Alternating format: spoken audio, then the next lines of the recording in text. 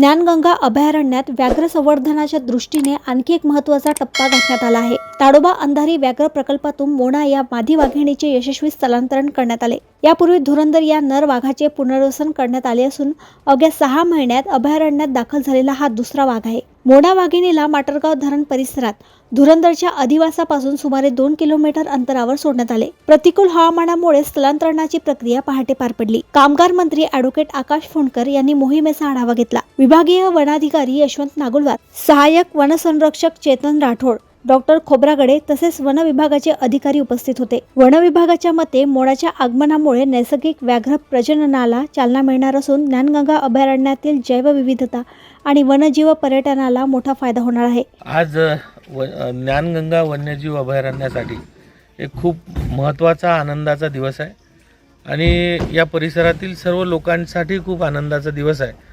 काही दिवसांपूर्वी आपल्या या अभयारण्यामध्ये धुरंधर हा एक मेल टायगर आपण इथे सोडला होता आणि तो खूप छान रीतीने इथे आता अडॅप्ट झाला आहे।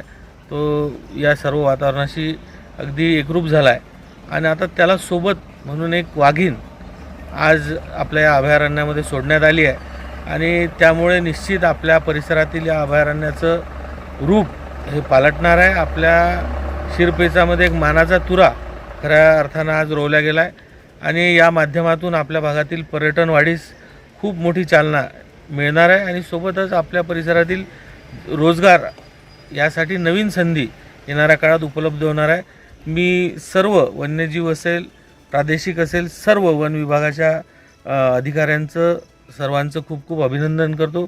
विशेष करून ताडोबाची जी टीम आली आहे त्यांचं अभिनंदन करतो की खूप चांगल्या रीतीने सुखरूप या टायग्रेसला त्यांनी इथे आणलं।